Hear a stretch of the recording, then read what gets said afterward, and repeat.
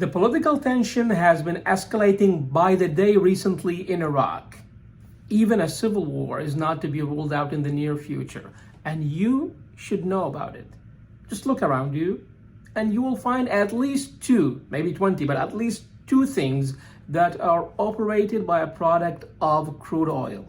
And Iraq is a major producer of crude oil. And in these challenging times when the US and the EU are trying to find alternatives to the Russian oil, it's not a good idea to have a disruption. Also, the US and the UK went to two major wars in Iraq and a series of smaller wars in that country in the last 30 years. And the reasons for tension are still there, and there are still US troops in Syria and Iraq to fight the remnants of the Islamic State. And there's also the Iranian-backed Shia militias.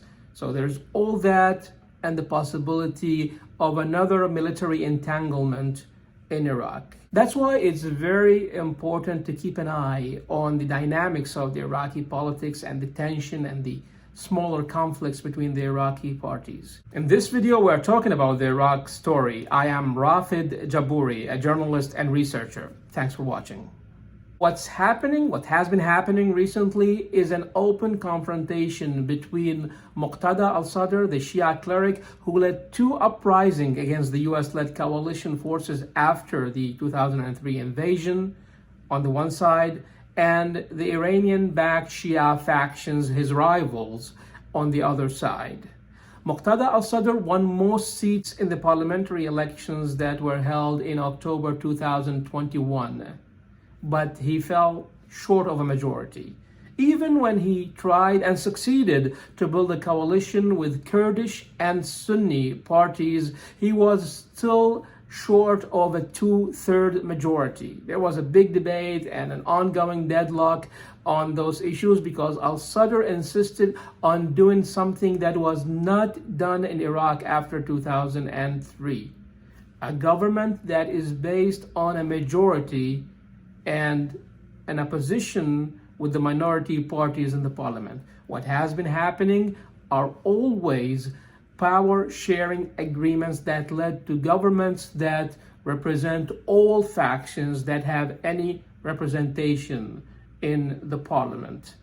Shia, Sunni, Kurds, different parties, but everyone in government. Iraq, as we said, is an oil-rich country, and the government is rich with the oil revenue. That's why all parties want to be part of the government. But the whole system is widely accused and sometimes even condemned by senior Iraqi officials themselves of being so corrupt and so dysfunctional.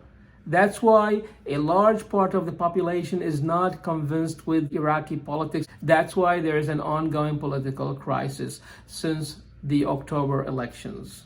And even more significantly, there was a public uprising in 2019 where hundreds of people were killed because they took to the streets protesting their government and the whole political system and political elite. Now, Muqtada al-Sadr, unlike most of the other Iraqi political factions, leads a grassroots movement which has supporters mainly among the Shia poor population. And he has been pushing back against the accusations that he is also part of the political elite.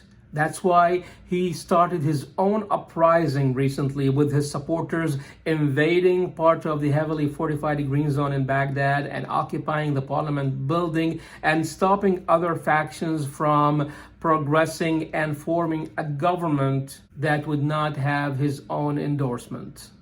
He so far has managed to do that, stopping other parties and obstructing the process of forming a new government. He's also trying to appeal to a wider audience than his own political base, but that's not going to be easy, and it hasn't been easy so far. But eventually, governments in Iraq and settlements in Iraq are not down to Iraqi parties only.